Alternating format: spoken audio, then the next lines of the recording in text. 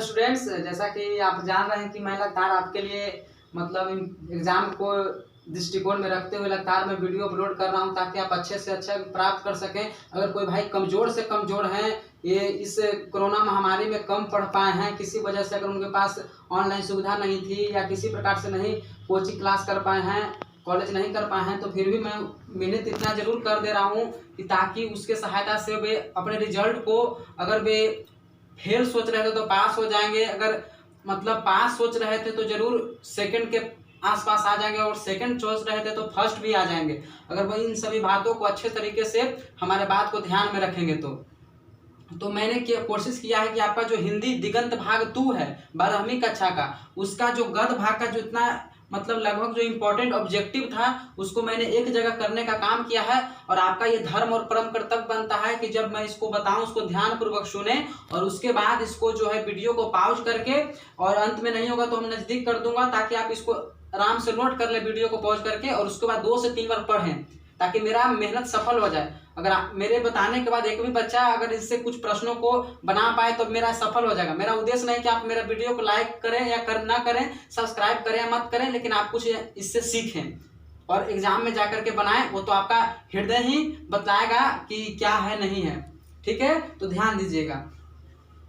तो हमने यहाँ पर हिंदी ऑब्जेक्टिव पॉइंट लेकर आया है, मतलब जो वस्तुनिष्ठ प्रश्न है उनके कुछ इंपॉर्टेंट तथ्य, ये नए बच्चे भी देख सकते हैं जो आगामी 2023 में एग्जाम दे सकते हैं, उनके लिए भी इम्पोर्टेंट है। ऐसा बात नहीं कि उनके लिए दूसरा कोई सिलेबस हो जाएगा। तो ये हम जो कहानी की बात करें तो सबसे पहले जो आपका 12वीं कक्षा में जो गद्य भाग में कहानी है वो मुख्य रूप से 3 कहानी है जो पढ़ना है। एक कहानी है उसने कहा था, कहानी का नाम है उसने कहा था। तो उसने कहा था पूछा जाएगा कि उसने कहा था कैसी रचना है, तो एक कहानी है। इसके राइटर कौन है, मतलब लेखक कौन है, तो इसके राइटर जो है चंद्रधर शर्मा गुलेरी हैं। ठीक है, इसके राइटर चंद्रधर शर्मा गुलेरी हैं। और उसके बाद एक कहानी आपको पढ़ना है 12वीं कक्षा में रोज, और रोज कहानी जो है उसके राइटर आपके सचिदानंद हीरानंद बादशायन, शॉर्ट में उनको अगे भी बोलते हैं, ये आपके राइटर है रोज कहानी के। और एक तीसरा कहानी जो आपको पढ़ना है वो है तिरिच। तिरिच ये कहानी काफ़ी मज़ेदार है और ये काफ़ी इंटरेस्टेड कहानी है, रुचिपूर्ण कहानी है, और एक आज के समय का जो हमारे आजकल के आधुनिक युग में जो समस्याएं देखने को बन रही है उस पर यह आधारित कहानी है, जिसको आप पढ़ करके आनंद उठा सकते हैं। दिगंत भाग 2 का ये कहानी है तिरिच, और इसके राइटर हैं उदय प्रकाश साहब जी, और ये काफ़ी अच्छी कहानी है, आप पढ़ सकते हैं। तो हमने मेरा उद्देश्य था कि कहानी को सबको एक जगह कर देना, तो उसने कहा था, उसके बाद दूसरा कहानी है रोज, और उसके बाद है ये कहानी है तिरिच। और ये जूठन जो आप देख रहे हैं ये कहानी टाइप का ही है, लेकिन ये लेखक अपने बारे में खुद लिखे हैं, इसलिए ये आत्मकथा के अंतर्गत इसको रखा जाता है। आत्मकथा के मतलब होता है ऑटोबायोग्राफी, मतलब अपने आप के बारे में खुद से लिखना। जैसे आपने पढ़ा होगा अगर इतिहास में, तो जैसे बाबर अपने बारे में लिखे थे तो उनका बाबरनामा था, तो इस तरह से जूठन के जो राइटर हैं ओम प्रकाश वाल्मीकि जी, वो अपने बारे में खुद लिखे हैं, वो अपनी स्थितियों को बयां किए हैं, किस प्रकार से उनके जीवन में घटनाएं घटी, तो वो आत्मकथा है। ठीक है, तो मेरा यहाँ उद्देश्य है कि कहानी को आप एक जगह इंक्लूड कर लें। उसने कहा था, रोज, तिरिच, ये तीनों कहानी है। ठीक है, इनका राइटर भी क्लियर हो गया होगा अगर आपने ध्यान से सुना होगा तब। और जूठन क्या है, आत्मकथा है, इसके राइटर है ओम प्रकाश वाल्मीकि। ठीक है, उसके बाद जब आपका एक पढ़ना है गद्य भाग में ही सिपाही की माँ। सिपाही की माँ है, ये क्या है पूछा जाएगा कि सिपाही की माँ क्या है, तो यह एक एकांकी है। आपको लग रहा हो कि एकांकी क्या होता है, तो एकांकी जो होता है नाटक का एक छोटा भाग होता है, इसका नाम ही एकांकी, मतलब एक अंक का। इसमें जो होते हैं कई सीन नहीं होते हैं, केवल एक ही सीन होते हैं। मतलब एक बार जब पर्दा गिर गया, नाटक कभी देखा होगा आपने तो देखा होगा कि जब पर्दा एक बार गिर गया तो बस गिर गया, मतलब कि एकांकी में एक अंक का नाटक होता है। ये नाटक का ही छोटा हिस्सा होता है, उसी को एकांकी बोलते हैं। जैसे बचपन में आपने पढ़ा होगा एक अंधेर नगरी चौपट राजा वाला, तो वो भी एक एकांकी ही था। तो इस तरह से भी एक एकांकी है सिपाही की माँ, और इसके राइटर है मोहन राकेश। ये काफी नाटक लिखते हैं और ये काफी फेमस राइटर है मोहन राकेश। तो सिपाही की माँ जो है एकांकी है, इसके राइटर है मोहन राकेश। ठीक है, अब उसके बाद हम आते हैं आपके सबसे पहला जो चैप्टर है वो बातचीत है। मतलब इसमें लेखक बालकृष्ण भट्ट ने इस निबंध के माध्यम से हम लोगों को बातचीत करने की शैली के बारे में बतलाया है कि आखिर हम कैसे बातचीत करेंगे और हम क्या दो व्यक्ति रहेंगे तभी बातचीत कर सकते हैं। तो इनका कहना है, अंत में जाकर के निष्कर्ष निकालते हैं कि नहीं, ये इनका कहना है कि हम जो बातचीत करते हैं इससे हमारे हाव भाव का पता चलता है। और इन्हीं में इन्होंने एडिसन साहब का बात को इंक्लूड किया और बोला है कि असली बातचीत केवल दो लोगों में ही हो सकती है। मतलब एडिसन जी का यह मत था कि जो असल बातचीत होता है वह केवल दो लोगों में संभव है। आपको ऑब्जेक्टिव में पूछा जा सकता है कि यह किनका कथन था कि मतलब असली बातचीत दो लोगों में ही हो सकती है, तो ये एडिसन साहब का कहना था। और उन्हीं में एक और महान विद्वान, महान साहित्यकार कह सकते हैं, बेन जॉनसन, उनका कहना था कि बोलने से ही मनुष्य के रूप का साक्षात्कार हो जाता है। पूछा जाएगा आपको एग्जाम में क्वेश्चन कि यह किनका कथन था कि बोलने से ही मनुष्य के रूप का साक्षात्कार हो जाता है, तो उसका आंसर होगा बेन जॉनसन। मतलब इनके निबंध में हम कैसे बात करेंगे, दो लोग कैसे बात करते हैं, तीन लोगों के बीच की बातचीत का कैसा रहस्य होता है, चार लोगों के बीच का कैसा रहस्य होता है, जब आप इनकी निबंध को डिटेल में पढ़ेंगे तो काफी आपको इंटरेस्ट आएगा और आपको बातचीत करने की एक नई शैली का मतलब पता चलेगा कि हम कैसे बातचीत कर सकते हैं, हम अपने आप से भी बातचीत कर सकते हैं। ये बालकृष्ण भट्ट साहब जी का कहना है। तो बालकृष्ण भट्ट जी ने इस पाठ में काफी अच्छे ढंग से हम लोगों को बातचीत करने का ढंग प्रस्तुत किया है। और उनका कहना है कि जो आर्ट ऑफ कन्वर्सेशन होता है, जिसको हिंदी में सुहृद गोष्ठी कहते हैं, वो जो होता है आजकल यूरोप के क्षेत्रों में काफी चर्चित है और धीरे धीरे वो जो होता है हमारे क्षेत्र में भी आ रहा है। तो इन बातों को ध्यान रखिएगा कि बातचीत जो है एक निबंध है और ये बालकृष्ण भट्ट साहब के द्वारा लिखा गया है। ठीक है। अब तीसरी जो बात आती है ये है अर्धनारीश्वर। ये अर्धनारीश्वर भी एक निबंध है और ये रामधारी सिंह दिनकर के द्वारा लिखा गया है। इनका नाम कौन नहीं जानता, रामधारी सिंह दिनकर। ये हमारे बिहार के ही निवासी थे। इनका जन्म सिमरिया बेगूसराय ईस्वी में 1908 ईस्वी में हुआ था। इनके पिताजी का नाम रवि सिंह था, माता का नाम मनरूप देवी था, आपको पता ही होगा। ये अर्धनारीश्वर के राइटर है रामधारी सिंह दिनकर। इसमें अर्धनारीश्वर का मतलब होगा कि जैसे कि आपने एक ऐसा पिक्चर देखा होगा, अगर मतलब पिक्चर कह सकते हैं, या आपने कैलेंडर वगैरह में एक ऐसा फोटो देखा होगा जिसमें शंकर जी, जिसमें भगवान शंकर और माता पार्वती दोनों को एक जगह इंक्लूड करके उनका फोटो बनाया जाता है, जिसमें आधा अंक शंकर भगवान का और आधा अंक पार्वती जी का होता है। तो दोनों जी का जो मिश्रण है उसी को हम अर्धनारीश्वर कहते हैं। मतलब आधा नारी आधा पुरुष का जो शरीर होता है उसको अर्धनारीश्वर का नाम दिया गया है। तो इसमें बोलते हैं रामधारी सिंह दिनकर इस निबंध में कि क्या वह जो कल्पित रूप है शंकर पार्वती का वह आज भी हमारे समाज में मौजूद है कि केवल ये कल्पना ही है, और उसी पर ये पूरा निबंध लिखते हैं। और इस निबंध को आप लोग को आज के अगर दौर में चाहते हैं कि स्त्री और पुरुष में मतभेद ना हो, अगर हमारी बहन भाई चाहते हैं कि हम स्त्री पुरुष में कोई मतभेद ना रहने दें, तो इस निबंध को जरूर से जरूर पढ़ें। इससे आपको जरूर ज्ञान मिलेगी और इससे यह भी जानकारी मिलेगी कि पहले के लोग नारी के बारे में क्या सोच रखते थे और नर के बारे में क्या सोच रखते थे। यहाँ तक कि आपको यह आश्चर्य होगा जानकर के प्रेमचंद का कहना था, इसी निबंध में लिखा हुआ है कि जब नारी जो होती है वह नर के गुण लेती है तो वह राक्षसी हो जाती है, और देवता बन जाता है जब नर नारी का गुण लेता है।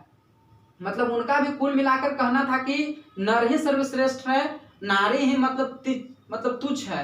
लेकिन ऐसा मतलब उन्होंने किस दृष्टि से कहा ये तो मैं नहीं बता सकता हूँ, लेकिन ये पुस्तक में आपकी लिखी हुई है। जब आप इस निबंध को पढ़ेंगे तो आप पा सकते हैं। उसके बाद बर्नार्ड शा के बारे में भी आप सुनोगे, वो काफी फेमस है। तो बर्नार्ड शा का कहना था कि नारी जो है अहेरिन है। अहेरिन का मतलब होता है, अहेर जैसे एक शब्द है, अहेर से बना है अहेरिन, अहेरिन नाउन हो गया। अहेर का मतलब होता है शिकार करने वाला, जादूगरनी कह सकते हैं। तो ये कहते हैं बर्नार्ड शा कि नारी जो है अहेरिन है। पूछा जा सकता है कि नारी को अहेरिन किसे ने कहा है, तो नारी को अहेरिन बर्नार्ड शा ने कहा है। तो हम उम्मीद कर रहे हैं कि आप काफी अच्छे ढंग से इसको सुन रहे होंगे। अगर आप ध्यान से सुनेंगे तो मतलब कम समय में आपका पूरा निबंध क्लियर, मतलब ये निबंध के साथ साथ पूरा जो आपका गद्य भाग का सिलेबस वो कंप्लीट हो सकता है। तो हमने निबंध को एक जगह इंक्लूड किया है, जैसे बातचीत भी एक निबंध है, अर्धनारीश्वर भी निबंध है। उसके बाद हम कहानी एक आते हैं रोज पर। तो रोज जो आपका कहानी है ये अगे के द्वारा लिखा गया, हम बताए हैं। अगे इनका शॉर्ट में नाम है, इनका पूरा नाम है सच्चिदानंद हीरानंद बात्स्यायन अगे। तो नाम थोड़ा सा लंबा इसलिए इनको शॉर्ट में अगे बोलते हैं। और इन्होंने जो कहानी लिखा है रोज, उसी का पुराना शीर्षक गैंग्रीन था। पूछा जा सकता है कि रोज जो कहानी है उसका पुराना शीर्षक क्या था, तो उसका पुराना शीर्षक गैंग्रीन था। गैंग्रीन नाम के शीर्षक से यह कहानी जो था 1934 में लिखा गया था। कब लिखा गया था? 1934 में। लेकिन उसी का जो लेखक ने मतलब उस समय किस दृष्टि से इसका नाम गैंग्रीन रखा था, फिर जब इसको अच्छे ढंग से पढ़ा गया तो फिर भी यह विचार किया कि इसका जो शीर्षक है रोज होना चाहिए, और उसके बाद रोज ही रख दिया गया इसका शीर्षक। जब आपने कहानी इसको पढ़ा होगा तो आपने पाया होगा कि इसमें जो मुख्य कहानी है वो मालती के इर्द गिर्द ही घुमा करती है। मालती जो उस कहानी की नायिका मानी जाती है, और उसके पति महेश्वर, और उसका बेटे का नाम क्या था? टिट्टी, जो दिन रात रोते रहता था। बोला इसमें कहानी में ऐसा बोला गया है। तो रोज कहानी का भी हमने संक्षिप्त में परिचय देने की कोशिश किया।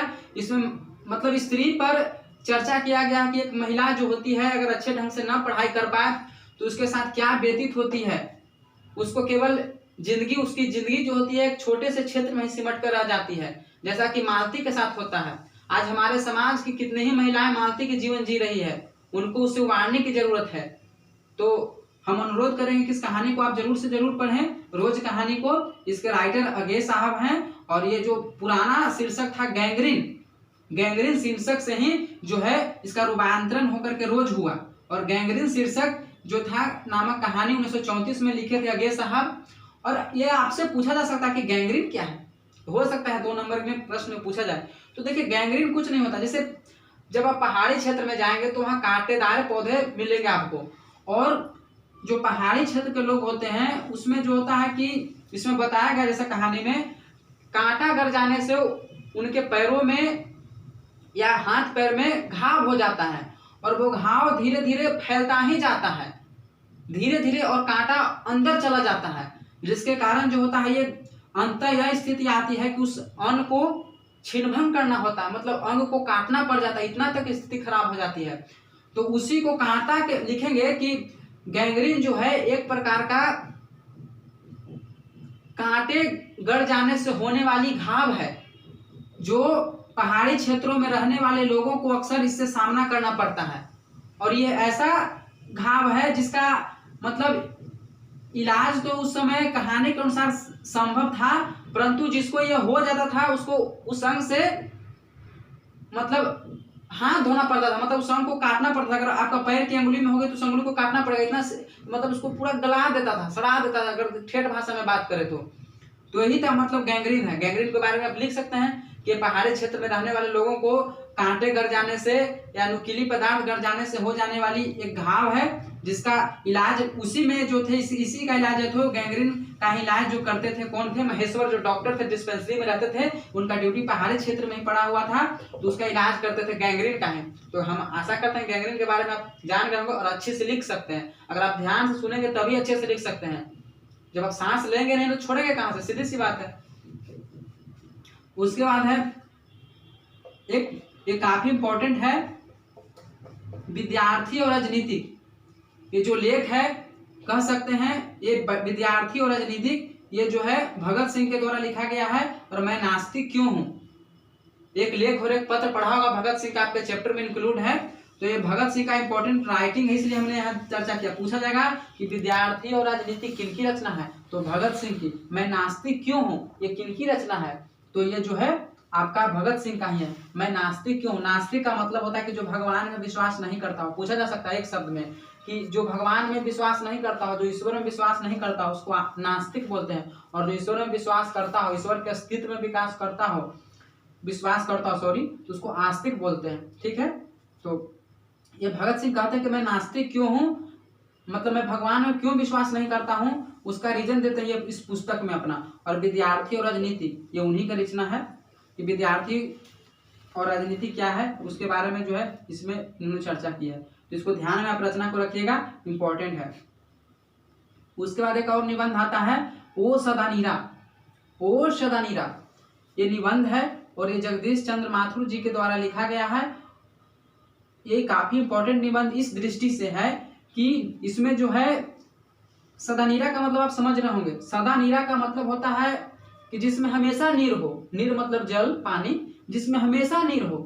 जैसे आप कभी 9th क्लास में भूगोल पढ़े होंगे तो उसमें पढ़े होंगे सदाबाहिनी नदी के बारे में। सदाबाहिनी की नदी के बारे में कहने का सेंस हुआ कि वैसी नदी जिसमें सालों भर पानी रहता हो। तो उसी तरह से सदा नीरा जिसमें हमेशा जल हो। तो ये सदा नीरा अब समझ गए कि जब जल होगा तो इस नदी से ही संबंधित है। तो इसमें जो है गंडक नदी को निमित्त बना करके लिखा गया निबंध है। पूछा जाएगा कि सदा नीरा जो निबंध है ये जगदीश चंद्र माथुर के द्वारा जो लिखा गया है ये किस नदी को निमित्त बनाकर लिखा गया है। निमित्त मतलब कि किस नदी को आधार बनाकर लिखा गया है। तो ये आपकी गंडक नदी है जो बिहार से भी होकर प्रवाहित होती है। ये जो नेपाल से निकलने वाली नदी है हमारे बिहार से होकर प्रवाहित होती है। तो इस गंडक नदी को निमित्त बना करके ये सदा नीरा निबंध लिखा गया है और ये उन्हीं की पुस्तक बोलते क्षण से लिया गया है। ये काफी इंपॉर्टेंट लाइन है अपने आप में, बहुत इंपॉर्टेंट लाइन है। ये पूछा जा सकता है। देखिए ये प्रश्न के लेवल के ऊपर डिपेंड करता है। हो सकता है कि आपका प्रश्न इजी लेवल का भी हो, अगर लेकिन अच्छा लेवल का भी प्रश्न होगा तो आपको मतलब उस आंधी में भी टिक सकते हैं। इस तरह के हमने पॉइंट का चर्चा किया है। ये इजी से लेकर के अपर लेवल तक ले गया हूं इसमें मैं। और इसको अगर आप ध्यान से सुनेंगे तो आपको अच्छे लेवल का भी प्रश्न को, अगर हिंदी में प्रश्न को घुमाया भी जाएगा, घुमावदार प्रश्न को भी आप सॉल्व कर सकते हैं। अब पूछ दिया जाएगा आपसे कि वो सदा नीरा जो निबंध है वह किस पुस्तक से लिया गया है। तो बोलते क्षण से लिया गया है। बोलते क्षण पुस्तक से लिया गया है और उनके लेखक यही जगदीश चंद्र माथुर साहब जी हैं। ठीक है, तो आप बिल्कुल ध्यान में रखिएगा। सदा नीरा जो पाठ है, सदा नीरा निबंध है, किस नदी को निमित्त बनाकर लिखा गया है, किस नदी को आधार बनाकर लिखा गया है। तो गंडक नदी को। ठीक है, क्लियर हो गया। उसके बाद आता है धांगड़ शब्द का अर्थ और आप भाषा में क्या होता है। धांगड़ इसी में चर्चा आया है। जब आप पढ़िएगा वो सदा नीरा निबंध तो उसी में धांगड़ शब्द का चर्चा आता है। धांगड़ का अर्थ और आप भाषा में होता है भाड़े का मजदूर। ये क्या होता है समझिएगा। क्या होता था पहले के समय में कि कृषि करवाने के लिए जो था ये सब मजदूरों को छोटा नागपुर के क्षेत्र से, गया के क्षेत्रों से, दक्षिण भारत के क्षेत्रों से इधर की ओर लाया जाता था, मतलब उत्तरी बिहार की ओर खेती वगैरह, मतलब खेती ये सब का कार्य करवाने के लिए। तो उसी को धांगड़ कहते हैं। धांगड़ का अर्थ होता है उराव भाषा में भाड़े का मजदूर। पूछा जाएगा कि धांगड़ शब्द का अर्थ उराव भाषा में क्या होता है। तो भाड़े का मजदूर होता है। ठीक है, ये 2 नंबर में भी आ सकता है कि धांगड़ शब्द से आप क्या समझते हैं। तो लिखेंगे कि धांगड़ शब्द का अर्थ उराव भाषा में भाड़े का मजदूर होता है। अर्थात हमारे उत्तरी बिहार में मतलब छोटा नागपुर के क्षेत्र से और दक्षिण बिहार के क्षेत्र से मजदूरों को यहाँ लाया जाता था और उनसे कृषि।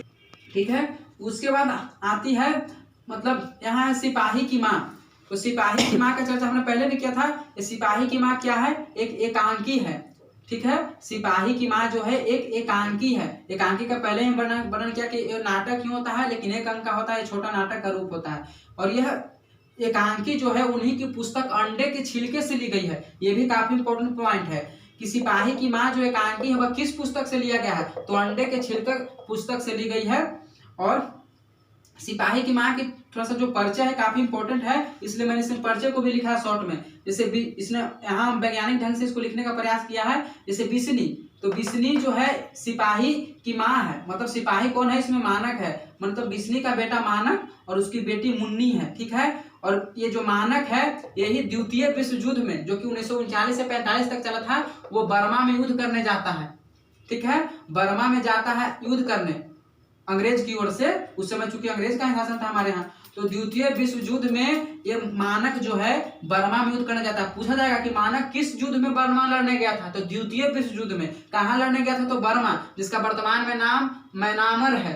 ठीक है, म्यांमार जो इसका नाम है, 1937 में भारत से अलग हुआ था म्यांमार। और ये जो बिस्नी का बेटा है मानक, ये द्वितीय विश्व युद्ध में बर्मा में युद्ध करने जाता है और वहां सैनिकों को मारता है। और इसी पर जो है पूरी नाटक रची हुई है। और इसकी बेटी मुन्नी है, जो पूछा जाएगा कितनी उम्र की है, तो 14 साल की है। ये अपने भाई के आने का इंतजार, अर्थात माना का इंतजार देखती है। और इसी की एक पड़ोसी है कुंती। ठीक है, कौन है, कुंती। ठीक है, तो इसको ध्यान रखेंगे। उसके बाद जो हमने जूठन कहानी का चर्चा किया था, तो जूठन कहानी में एक इंपॉर्टेंट है। जूठन कहानी में जो ओम प्रकाश वाल्मीकि है, वो मतलब कहा जाता है कि ओम प्रकाश वाल्मीकि कहते हैं कि हम जो है मतलब निम्न परिवार से आते थे। तो हमारे परिवार लोग, हमारे गांव के लोग जो होते थे, जो हमारे सदस्य थे, वो मतलब जो चमड़ा मिलता था उसको बेचने के लिए मुजफ्फरनगर में ले जाते थे। पूछा जाएगा कि चमड़ा को कहाँ बेचा जाता था, तो मुजफ्फरनगर। मुजफ्फरनगर उत्तर प्रदेश में है। उस कहानी में जब पढ़िएगा तब आपको पता चलेगा, ऐसा लगा कि ऐसा कहाँ से पॉइंट है, लेकिन इंपॉर्टेंट पॉइंट इसलिए मैंने यहाँ लाया है। ठीक है, उसके बाद आता है कि प्रगीत और समाज, एक क्या है, ये भी एक निबंध है। प्रगीत और समाज ये भी निबंध है। ये कहाँ से लिया गया है, तो वाद विवाद संवाद नामक पुस्तक से लिया गया है। और इनका लेखक जो है नामवर सिंह है, जिनका जन्म 28 जुलाई 1927 को था। इसको आप जरूर से जरूर नोट करेंगे, ये बहुत इंपॉर्टेंट पॉइंट है। समय ज्यादा हो गया इसलिए मैं अब जल्दी जल्दी कर रहा हूँ। आशा करता हूँ कि इसे आप नोट करके 2-3 बार रिवाइज जरूर करेंगे, तभी आपको फायदा होगा, अन्यथा सुनने से कोई फायदा नहीं होगा। मल्लियर, ये मल्लियर जो है हंसते हुए मेरा अकेलापन डायरी को लिखे हैं। पूछेगा कि हंसते हुए मेरा अकेलापन क्या है, तो एक डायरी है। इसके राइटर कौन है, मल्लियर। उसके बाद जो तिरिच कहानी का हमने चर्चा किया था, ये भी एक कहानी है और इसके राइटर उदय प्रकाश है। और इसमें उत्तर ध्वनिक त्रासदी की वर्णन की गई है। पूछा जाएगा कि जो तिरिच कहानी है उसमें किस चीज का वर्णन है, तो उत्तर आधुनिक त्रासदी का। उत्तर मतलब बाद में, ऐसा नहीं समझिएगा दिशा नहीं है। उत्तर मतलब पूर्व पश्चिम वाला दिशा नहीं, उत्तर मतलब होता है कि बाद में जो आजकल के समय में जो त्रासदी है, जो मानव का खेल चल रहा है। खेल का मतलब यहाँ कोई मतलब क्रिकेट नहीं, मतलब खेल का मतलब हुआ कि जो मानव जिस प्रकार से आज दूसरे के साथ व्यवहार कर रहा है, उसी का वर्णन इसमें पूरी है। आप पढ़ के इसका पता लगा सकते हैं। कोई भी पॉइंट ऐसा नहीं, मैं भी इसका पूरा अध्ययन करता हूँ उसके बाद बोलता हूँ। ऐसा नहीं कि जो बोल दिया, पूरा अध्ययन के बाद आपको बोल रहा हूँ। आप इसको पढ़ करके अच्छे से समझ सकते हैं, और कहीं गलत बोलूंगा तो आप बोल सकते हैं कि हाँ गलत बोले हैं। उसके बाद शिक्षा। शिक्षा जो है जे कृष्णमूर्ति साहब के द्वारा लिखा गया है। ये क्या है, संभाषण है। उनके द्वारा दिया गया एक भाषण है शिक्षा के बारे में कि शिक्षा क्या है। इसमें आप शिक्षा की परिभाषा जानना चाहते हैं तो पढ़ें जरूर। इसमें आपको पता चल जाएगा कि पढ़ाई क्या होता है, हम लोग किस लिए पढ़ रहे हैं, ये सारा बता देंगे आपको। तो धन्यवाद। हमको लगता है कि आप वीडियो काफ़ी अच्छी लगी होगी और आप जरूर इसको लाभ उठाएं, वीडियो को अच्छे से सुने और इसको नोट करें। और इसको नज़दीक कर दे रहा हूं ताकि आप इसको नोट कर लें, और अच्छा लगे तो इसको कमेंट करें और बताएं कि आप किस चीज़ का और वीडियो चाहते हैं। धन्यवाद।